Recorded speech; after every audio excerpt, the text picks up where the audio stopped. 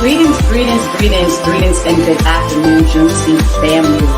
Welcome to another weekly edition of our Lunch and Learn. E is exhaling, having an opportunity to breathe, to rest, to refill yourself and rejuvenate yourself, because no one can pour from an empty cup. As you evolve and become more of yourself, you begin to attract the people that are there for you. Amen. So everything you need is in the space. You have to learn from your mistakes. Once you make a mistake, sit down, recoup, and then start over. And once you do that, you say, I got that. See, Juneteenth means to me, I would definitely say empowerment and education. When I experienced it, like just coming together and, being a part of something bigger than myself, and A new start, starting a new chapter, opportunity, new beginnings, all of that good stuff.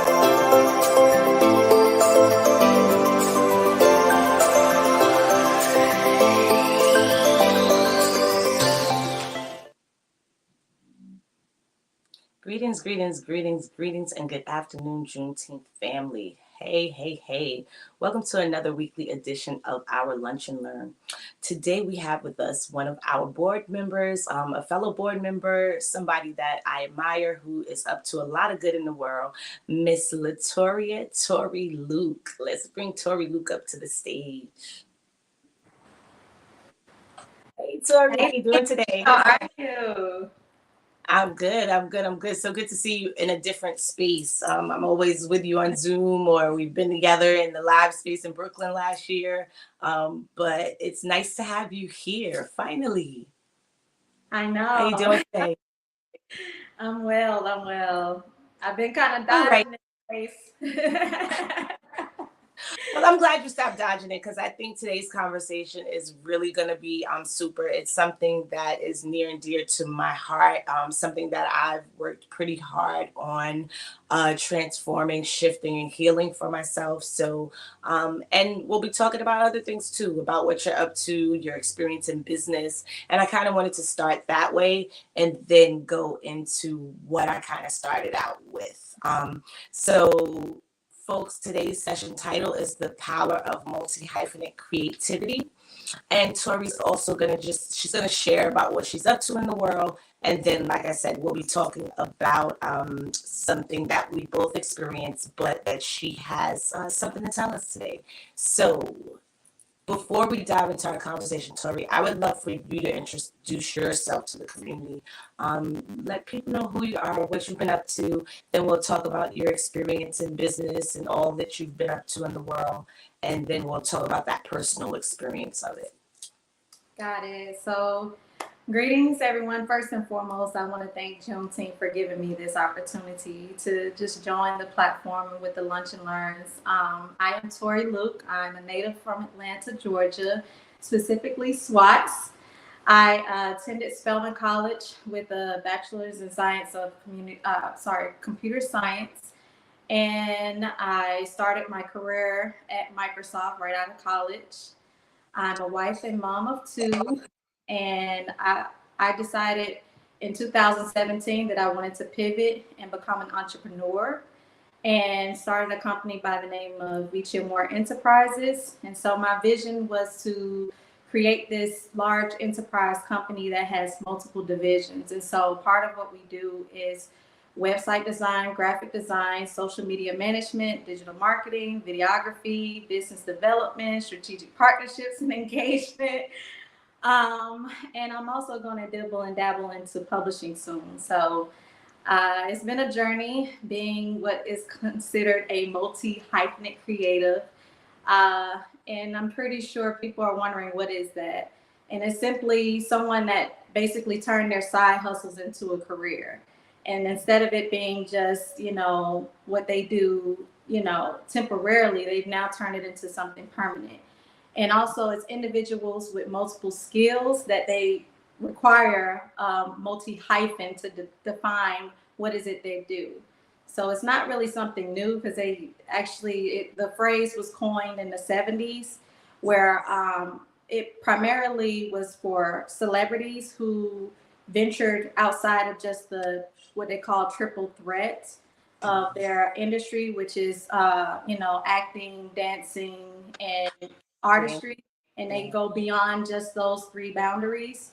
And so now we're in a space where we have a this massive digital age that we're living in, where it's afforded everyone to kind of be able to tap into their natural gifts and utilize these opportunities to turn it into streams of income. Wow, I love that. I'm like, okay, so you just gave me something to help me with my own branding.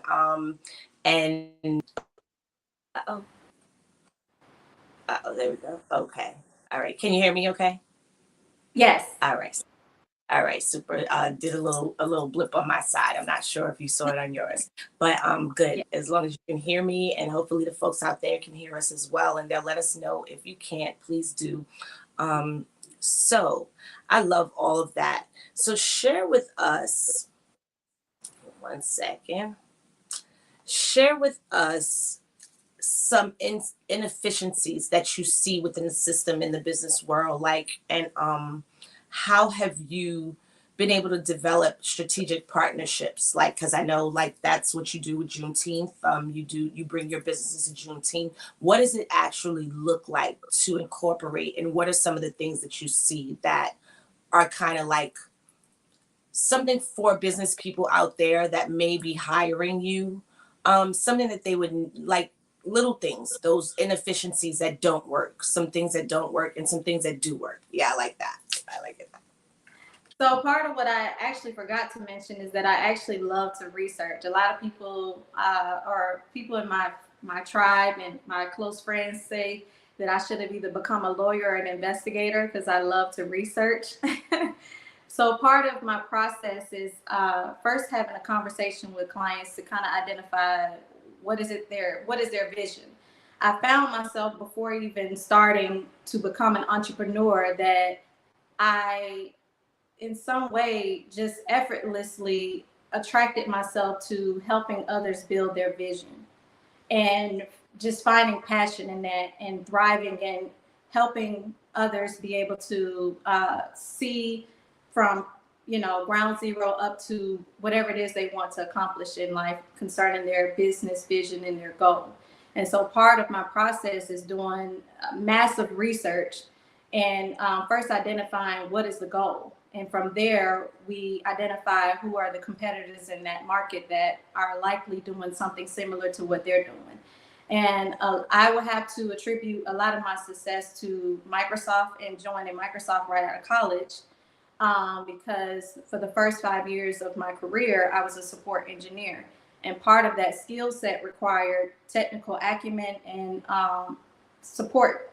And so I actually supported a product called SharePoint, where it required a lot of, technical skills and just sitting at a desk and troubleshooting problems and issues with the application and fixing those problems. And so naturally, I'm innate to see a problem and find a solution. And so part of my process is observing what is it that is causing a company to not be as efficient and finding a solution, be it technical or just a different pivot that the company may need to go forward with to adjust for them to be more productive.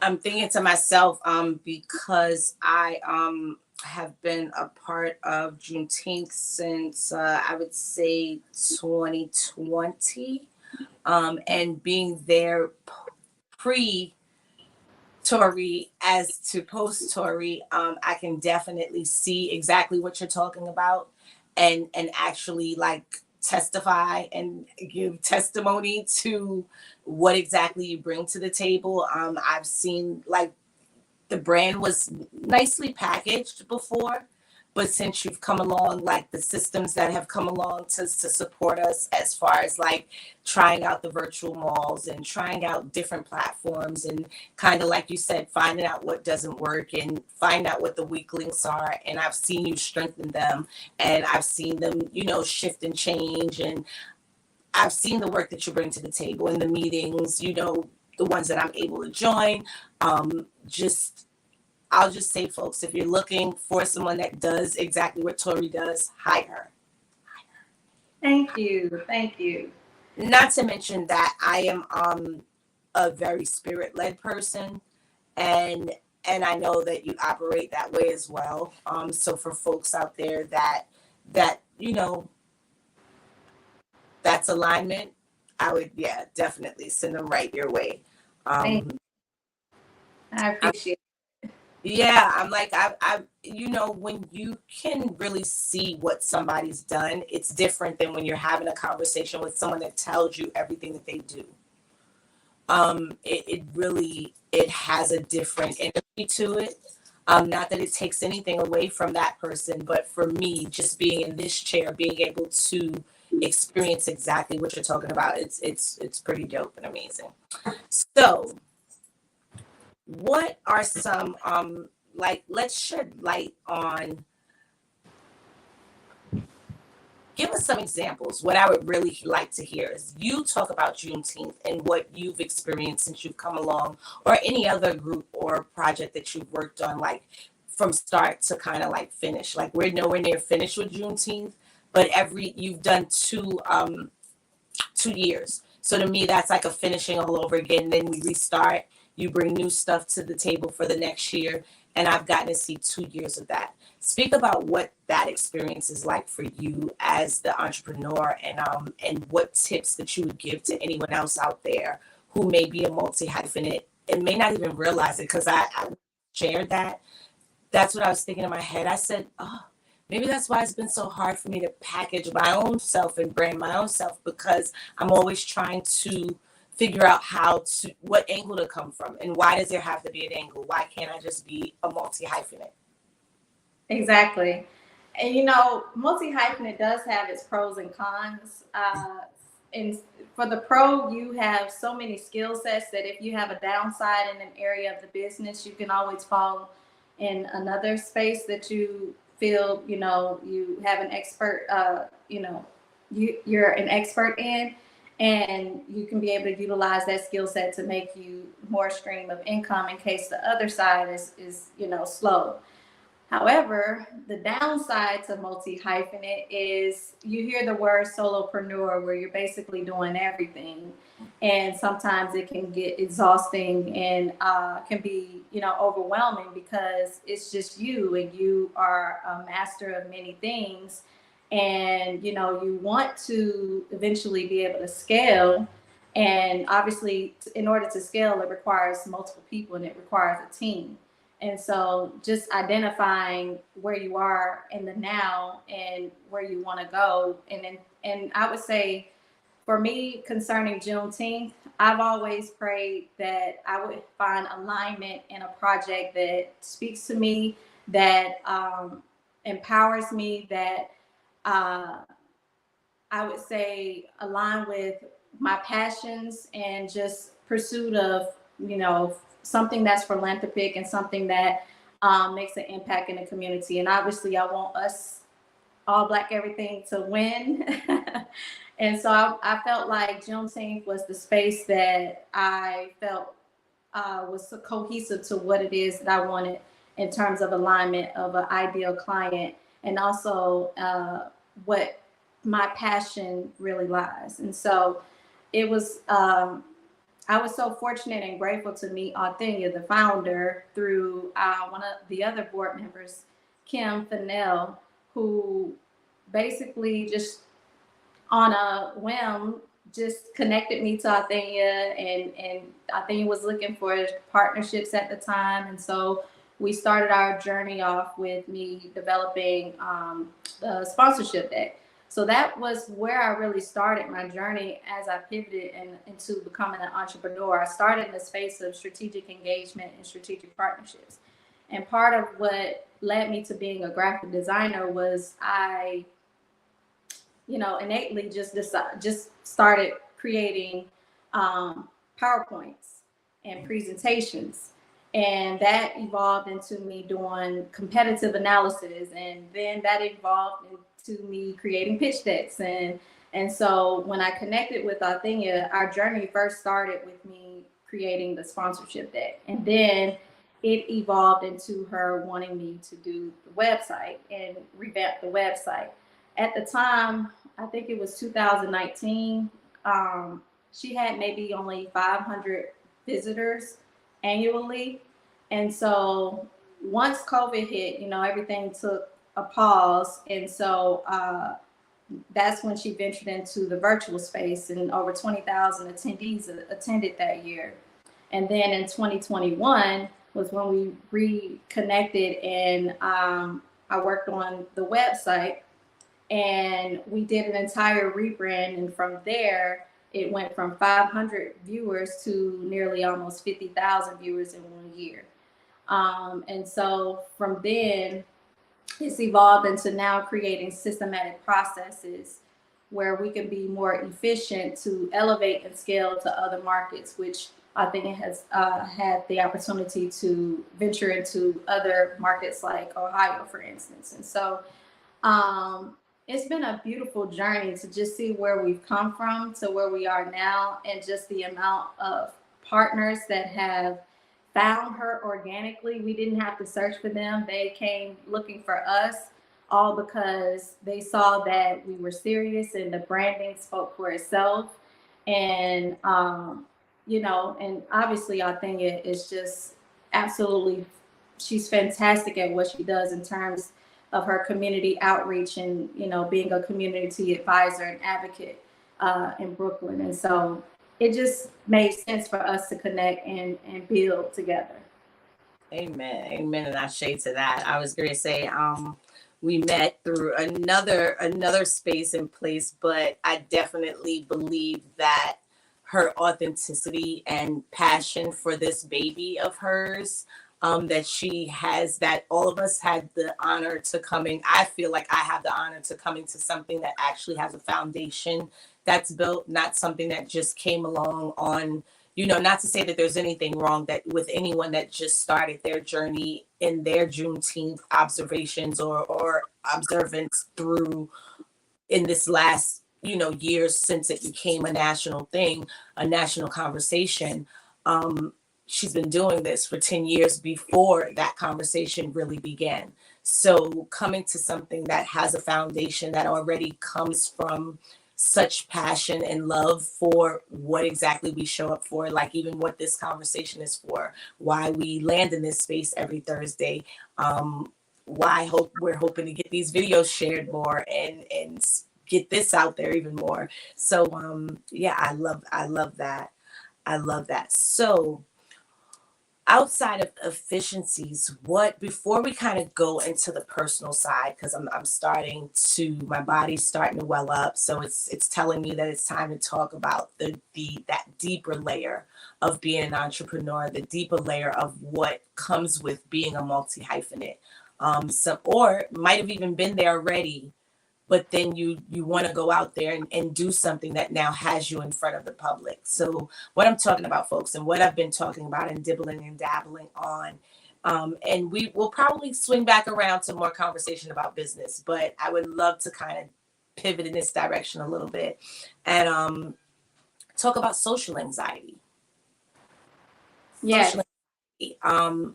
Just the idea I'll say this much, when I say the word multi-hyphenate, so when I heard you say it, I wrote it down and it sounded good.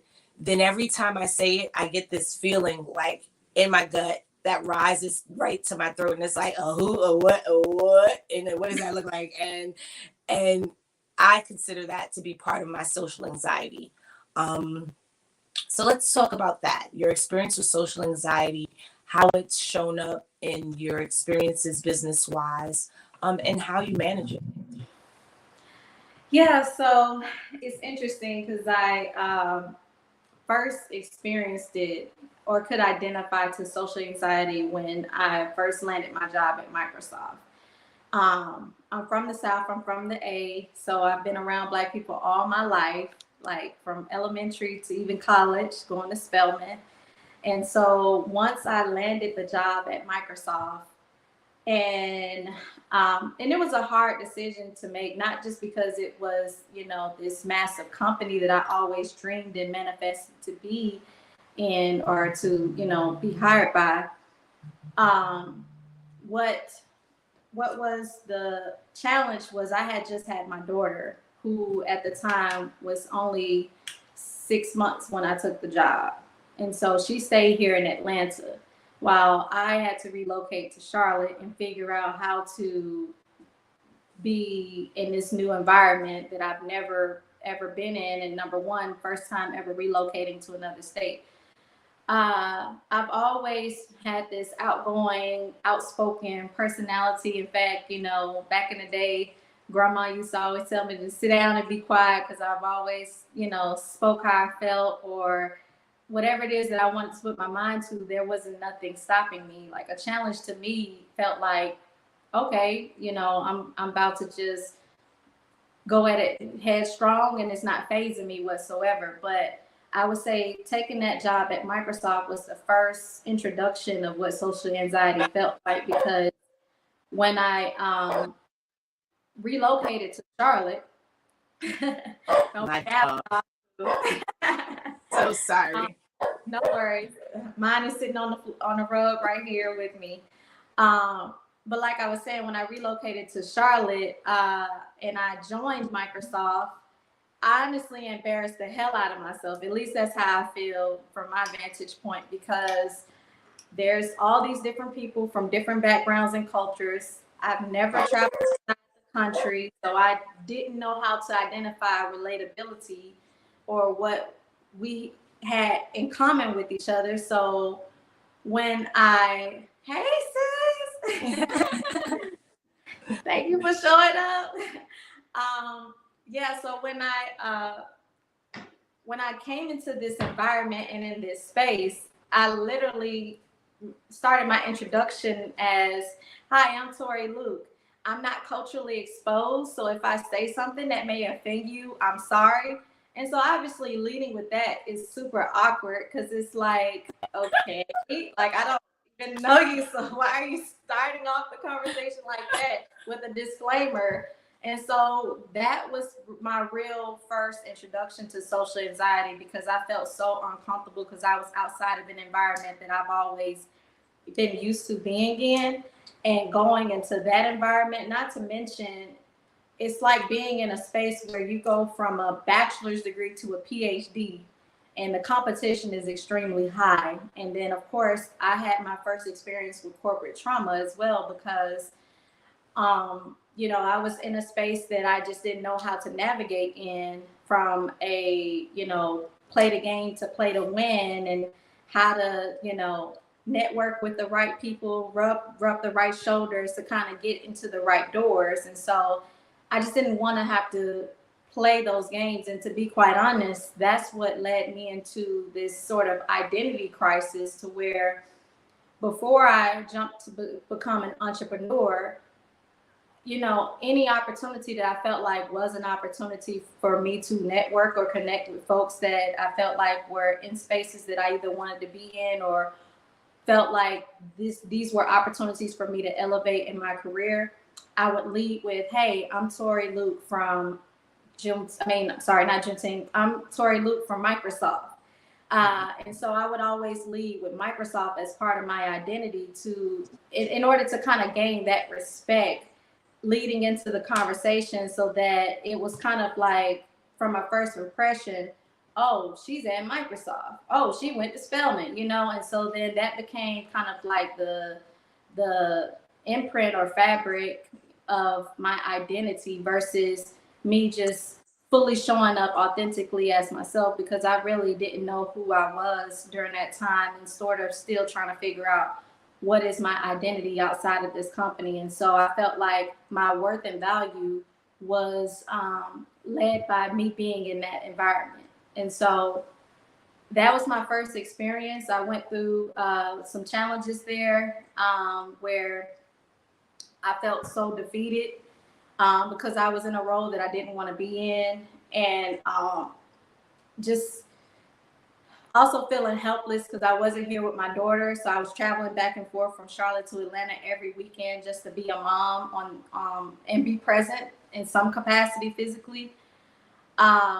so I just went through a spiral where I just went through an identity crisis, and because I knew that my time was coming to an end there, and the idea of trying to figure out what's next was what was really daunting, because it's like, you know, on one hand, you're in this space and you don't really like it. On the other hand, it pays you very well, so you don't have no financial worries.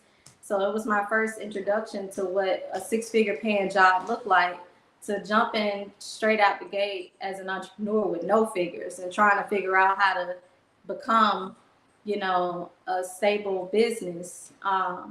And so I felt like whenever I was entering into spaces that, I think at the time, once I left Microsoft, I felt devalued, I felt worthless. I didn't feel like I could amount to my peers or folks that I would be in spaces where I was networking.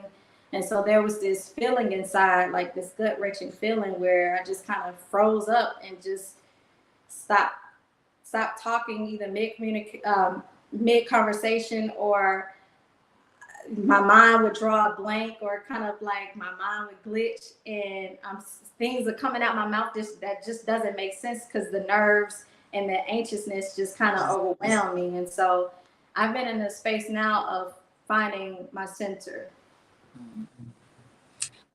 I'm like, so we know that I love the term for that, which is I've discovered over the years of my own, like, doing that work and unlayering and uncovering what exactly lies in those gut feelings, because in those gut feelings are things that we're telling ourselves a lot of times, and the stories that we're telling ourselves. Because I'm sitting here, I'm like, girl, you done did this, you did that, you were able to even be away from your baby for that amount of time, you're definitely worthy. But we get that good old imposter syndrome, and imposter syndrome comes in and it takes over. Especially, I find, I didn't do college, but I have a lot of friends who have, and then just from the women's collective that I'm in and the coaching that I've seen, I know that what happens, it's America. Accolades are a thing. And when you've done the work to actually get on that side of them, and you have the paper and you've gotten the job, to step away from it, it definitely can, it's a definite reason why you could end up in that space of imposter syndrome. And once you kind of wrap your head around that, it's a little easier to start identifying the rest of the stuff. And if you can really pay attention to your body and realize that that's what's going on when you're in those spaces and can't talk and get stuck mid-sentence, or start to, for me, I ramble, and I'll just start to, like, regurgitate words, like you said, that it's like people are like, like you can go, the engagement can go from to like, oh, Right. they're like, and and I'm like, just stop, let it go, just let it go, just exit stage left now. But I also know that it's really important to feel all the things. Because it's what gets you to that point that helps you understand that you're worth it. You're worth sitting on this couch right now. You're worth having this job for Juneteenth. You're worth being hired by so many others. I know that you've worked with a list of big names and companies and things. You've had the opportunities. So what does it look like? Where would you say you are in your entrepreneurship right now? How does the social anxiety show up at this level and stage of your life, if it shows up at all? And yeah, again, just sharing how you manage it, so that for others out there, I know for me, deep breaths are super important. Absolutely. Faith is super important. Absolutely. Finding my own sense of self-confidence and self-worth was super important. And even being in this space every week definitely helps with that. Every week showing up, getting to interview people that are out in the world, in our community, that are specifically in our community making a difference, knowing that this is spirit-led. Absolutely. This is a God-led space. So when I trust in that, it's not hard to be my authentic self. It's not hard to release whatever I'm going through, because it's bigger than me. Me being in this space. So what does it look like for you, like growing? Share where you are now and what it looks like. So obviously you have to kind of know who you are and your own identity of what it is that makes you unique. And I would say engaging with others in terms of a potential client or just networking. A lot of times for me, I do homework or I try to find common ground with that individual before either taking a meeting or before having the opportunity to speak, to kind of figure out where is the relatability. And also, like you said, and like you mentioned too, I think allowing the spirit and just being being present in the moment. I think oftentimes, like you said, we come into a space where there's this outlook of the possibilities of something failing or something happening, right? And we haven't even allowed ourselves the space and time to just allow things to just flow naturally as it should, even in conversation with others. And I feel like my best self is being my most authentic self. So if I'm feeling like I'm feeling, then I express that, and for clients specifically, I've learned too that even in this hustle space or this multi-hyphenate space, because most folks would consider it, so many side hustles. I feel like just being real about what it is you can and can't do, and if it's something that you can't do, be upfront about it and find a way to provide a solution to that person that may not involve you providing it. I would also say too, a lot of it is spiritually led. When I actually had my identity crisis, or I would call it my space where I just kind of like mentally checked out, I literally had to lean on God above me and everything else. And constantly had to, and I know some people, this may feel or sound cliche, like, oh yeah, God. But when you are in a sunken place and it's nothing but complete darkness, all you have is something that will pull you out, that is supernatural, that nobody else can. And the only thing that can do that is God. And, deep prayer, meditation, and I would say affirmations as well. Like I actually have a prayer journal. And so I've had it since like 2010. And since my mom passed, I've been leaning on my prayer journal, just writing down how I see my life and where I want my life to go. And literally, people may not believe in speaking things in the atmosphere or manifesting, but it's absolutely real. Like even with me being able to get the job at Microsoft, I wrote in my prayer journal that I would land the job, and then even digging even deeper to how far I wanted to be away from the job, and what else I wanted, and making my requests known. When it comes to engaging with others, I feel like it's still something that I'm navigating, that I haven't quite figured out in terms of like I've completely overcome, because there are spaces where you're around. For instance, to give an example, and I know I'm kind of rambling now, but just wanted to take a step back. My first opportunity after leaving Microsoft was this organization called Information Technology Senior Management Forum. This was a space where I'm surrounded by all Black executives in Fortune 500 companies that are either pursuing director level, C-suite, or they're either CIOs. So I'm in the presence of the creme de la creme.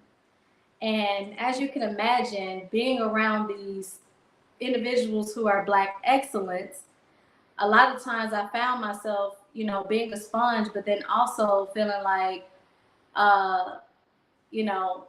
can am I really supposed to be in this space? Like, can I amount to being in the presence of what people would consider like, you know, the creme de la creme of Black excellence, you know? And so being in that space taught me a lot about just how you have to just, you know, remain centered and remain present, and also catch yourself when you feel yourself about to kind of either ramble or feel like you're about to say something that's silly or doesn't make sense. And really do more listening, I would say. That's one thing I did learn. When I felt myself kind of getting ramped up, like, oh shoot, I'm getting nervous, I'm about to say something silly, I, you know, take a step back and I actually start listening and allowing the individual to lead and speak. Otherwise, I feel like I'll spiral, you know what I mean? And so I've had to kind of like posture myself in mid conversations a lot of times. So it's a journey. So in the collective that I'm in with Athenia, we have a saying called "My Sister, Myself," and I can so relate. It basically just says that you're mirroring a lot of what my experience is. Of course, different because we're different people, but I'm thinking of the mayor's dinner last year. You know, I didn't come home this year, so I didn't get to go this year. But last year, being back home in New York, because I too am here with you in Atlanta. But I was back home for that, and being there, I literally had that feeling, so can relate to exactly what you're talking about. I'm like, I am a board member, one of the like quieter board members of this great organization, and yeah, I'm here with them, but like, what am I doing here? But at the same time, once I got inside and once I was in that space, it does take work sometimes, and does take that, like you said, just kind of like being and then stopping in the middle and then letting yourself reset if that's what you need to do. The reset button is always good. There was something else that came up for me. It'll come back to me. Should have written it down. My mind lost it for a moment, but I know it'll come back to me. But yeah, I love all of that. And I, like you said, you were rambling, and I'm like, no, I think you're speaking to someone out there that needs to hear exactly what you're saying. Because as we live in a society right now that a lot of us are focusing on entrepreneurship. That's kind of where our community has shifted to, where we're growing in, where we're trying to grow larger so that we can actually start to match and balance out the scales, instead of showing up for others. And what I run the risk of getting myself in trouble, but I say it out in the world, so I'm going to say it right here, of what I consider new age slavery, which is basically corporate slavery. We basically are someone's residual income. We're working for others that can sit at home or travel, and depending on what level of the communities you're in. So it's just a different way. But at the end of the day, we all partake in some way, and a lot of us have no choice. Who's going to do the jobs if no one does them? But we do have choices. We can create our own systems. We can create our own Black Wall Streets. We can create our own places. And yes, it's going to be a struggle and it's a fight, but I see us showing up in such larger scales that I know that this conversation is important. I know that speaking about entering rooms and spaces that we feel like we don't belong in is super important. It's an important conversation. So that's one of the things that I've gotten to help me adjust as well, to not devalue what it is that I'm bringing to the space. Absolutely. To allow that sometimes that what I hear as rambling is actually spirit led. Because again, when you do trust and you do, and I'm so grateful it went there. So that's what I was going to say. When you spoke of being in a dark space and how leaning in on God and how it may be cliche and how the world sees it as cliche. I think it's that we need to, sometimes in our communities, some of us have had hurts from from different organizations or different experiences and have our judgments that we have. But I think that at the end of the day, if any of us who have suffered a dark place, like I love that you took it to affirmations and prayers and all of that. And I was about to say is that God gives each and every one of us, I believe, this is my belief, I believe that God gives each and every one of us exactly what we need to get out of the dark.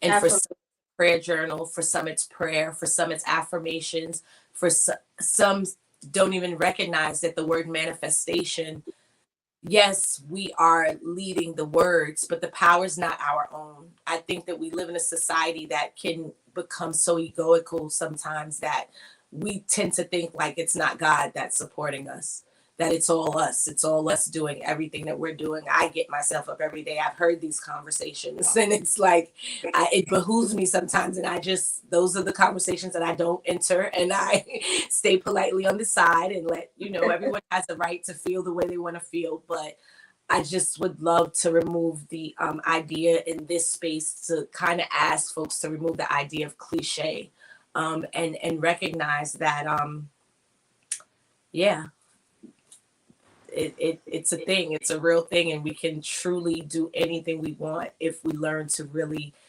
not just believe in ourselves, but believe in that higher power. And I don't always refer to God, but because I do have so many friends in so many different religions, so for me, that's why you choose to use spirit led, because at the end of the day, it's whatever. I'm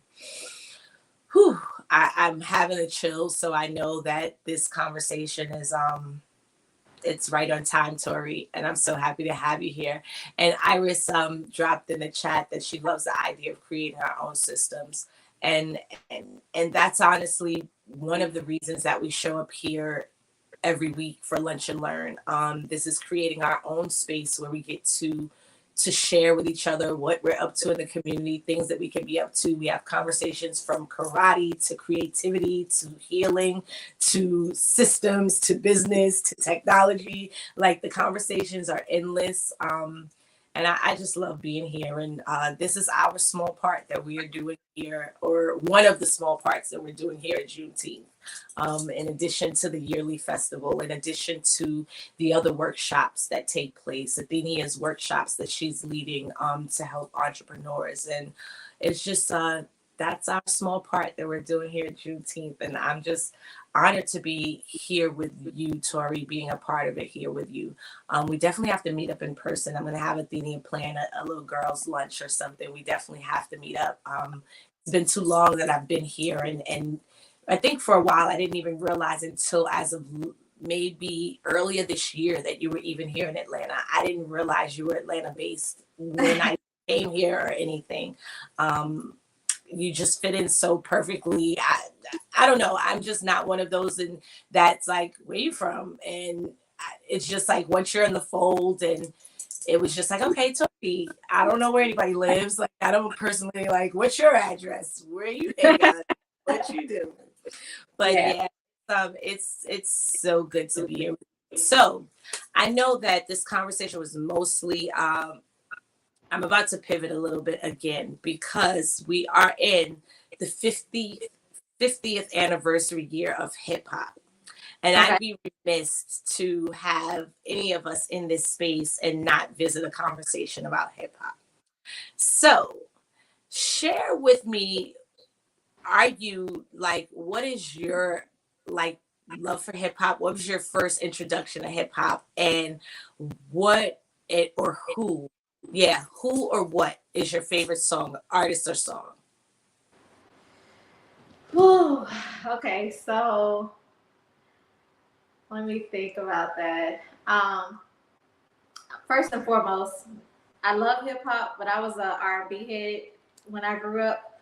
However, I would say the turning point for me with hip hop was the song of the century that will never die. And I don't care what anybody say, but I was in 6th grade and Juvenile, when he released Back That Thing Up. Now, obviously, I'm in 6th grade, so I don't have no business listening to that song, but those were one of those pivotal moments, I would say, in hip hop that I can remember being in 6th grade and that song was released. And just Cash Money, you know, all together, like they had so many hits back then that they were just dominating. And then, of course, you know, you have Master P, and I'm just thinking of others that I can remember growing up listening to. Definitely Timbaland and Missy. Love them and just love creatively, like Busta Rhymes. Like I feel like they were the pioneers when it came to just creatively expressing themselves on, you know, through their videos, through how they dress, and just, you know, their rhymes.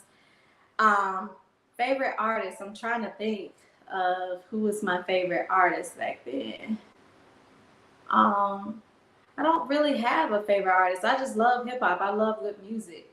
And if it's a vibe, it's a vibe. You're going to find me dancing.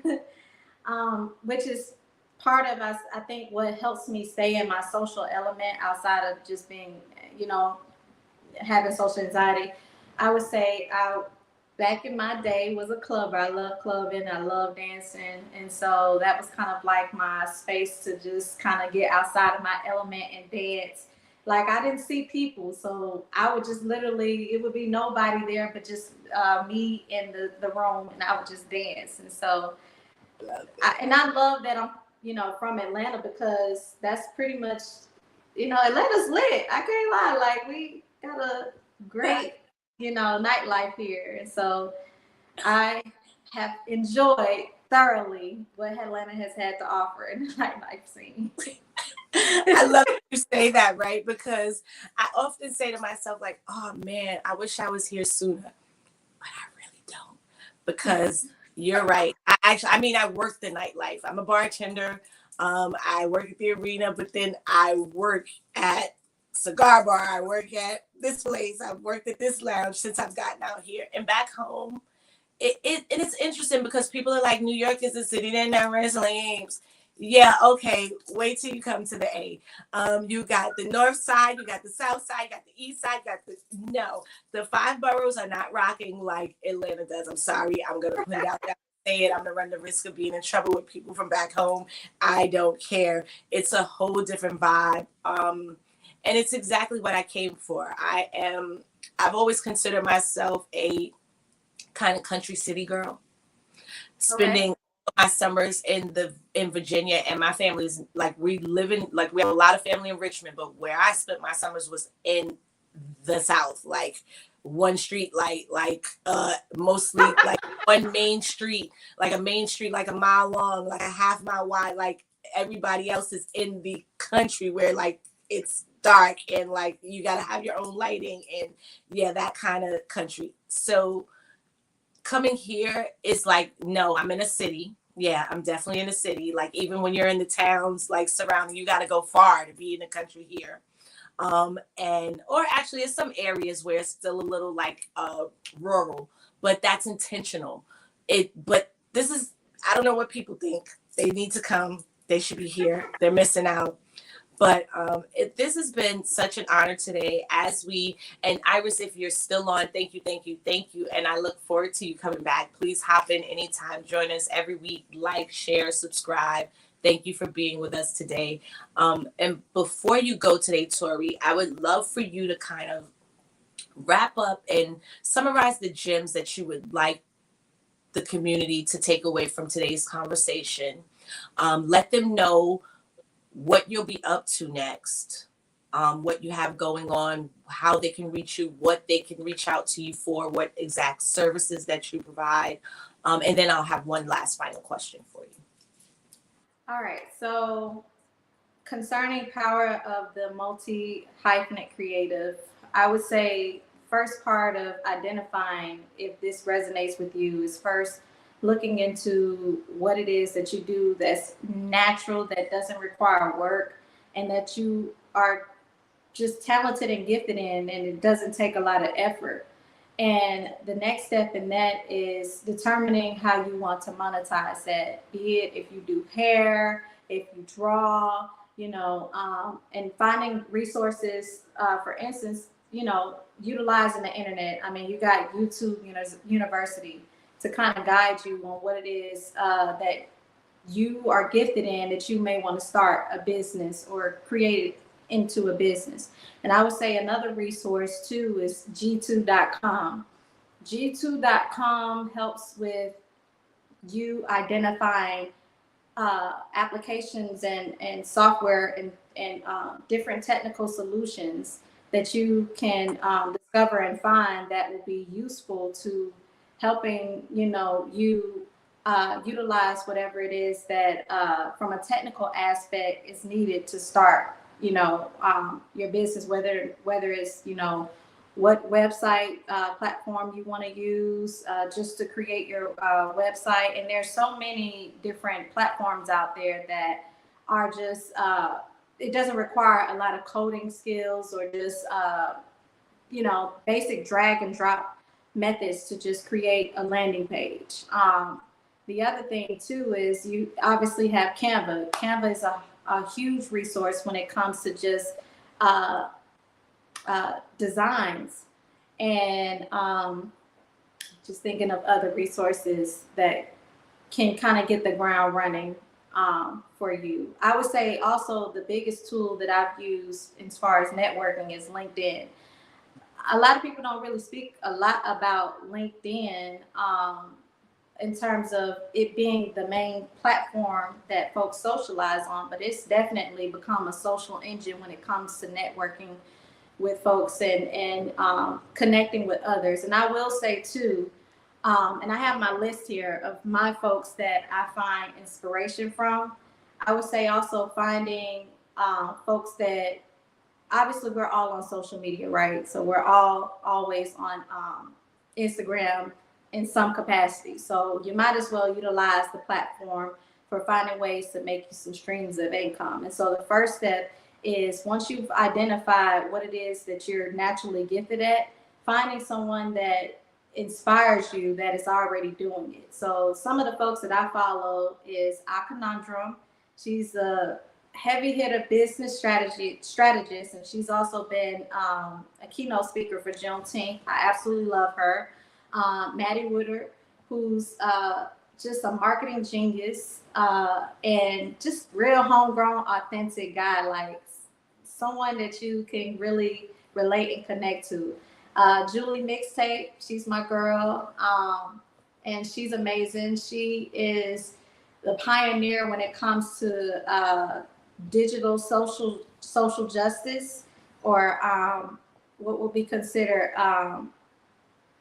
She basically is overseeing apps and identifying areas where there could be some injustices and biases concerning different ethnicities and races, and how to combat that, or to prevent companies from redlining, for instance. And so she's pretty awesome. Then you have JP Designs Arts, who's a mega, just awesome graphic designer. Like, he elevates me. You have Ashley France.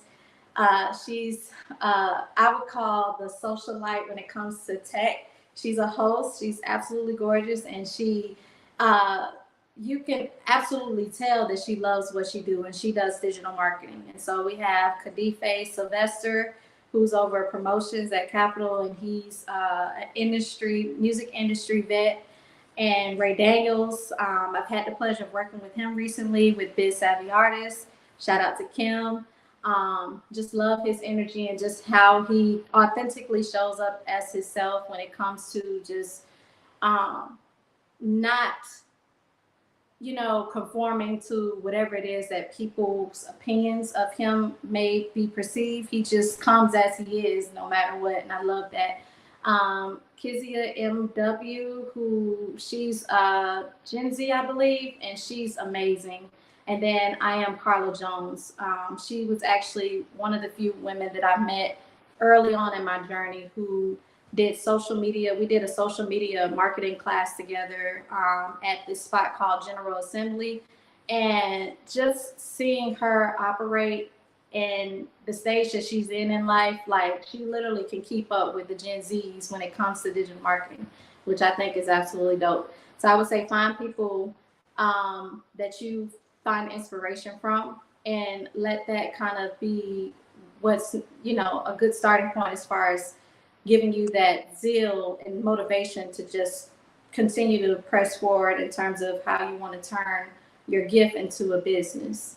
That's basically how I started, just kind of navigating what does that space look like for me? Like, how can I actually turn what it is I'm gifting into income?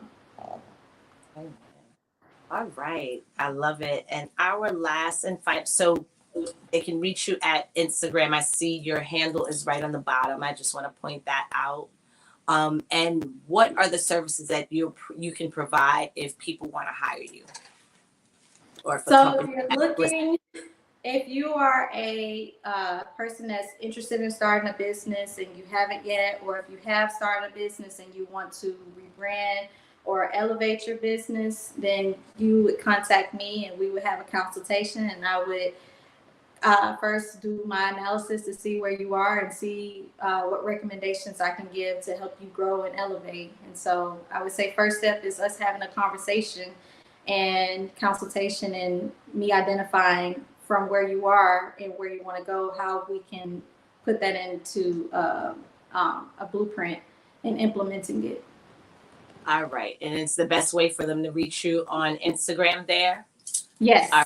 I guess they'll find a link to I check my DM, so hit me in the DM. All right. Perfect.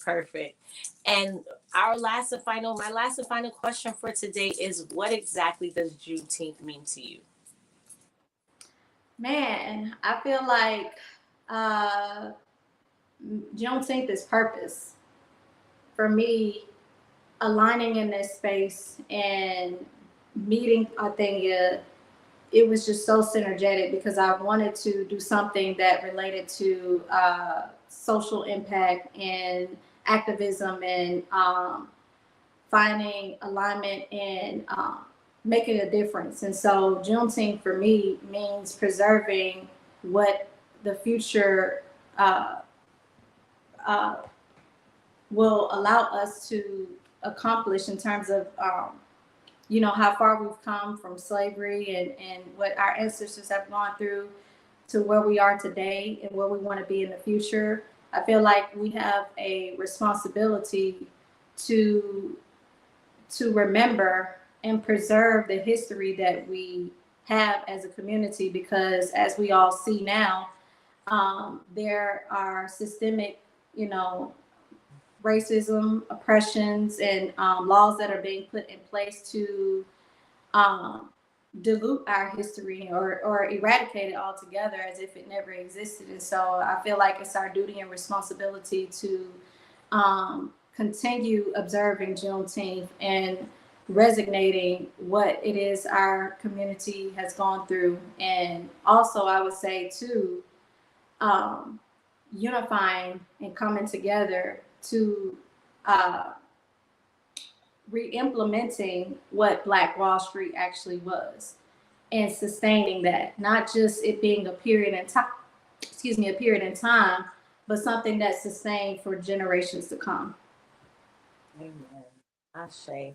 Well, thank you, Tori. This has been an amazing conversation. I'm grateful for you being here with us today. And I'm looking forward to working with you and doing more work with you in the future, not just for myself, but of course here with Juneteenth and for Juneteenth NY. I will see you behind the scenes. Let me just close out and I'll be right with you. Thank you so much, Jamie. Thank you. Hey, everyone. I really hope you guys enjoyed today's conversation as much as I did, and could really feel the spirit in the space, the authenticity, the love for exactly what it is that we do, showing up with passion and purpose. So next week, we'll have with us Hercules Reed. He's a community activist and a political operative from Brooklyn. I look forward to seeing you guys. Have a great week. Thank you for being here with us. And yeah, see you next week. And yes, don't forget to like, subscribe. Oh, I was just saying, don't forget to like, subscribe, and follow.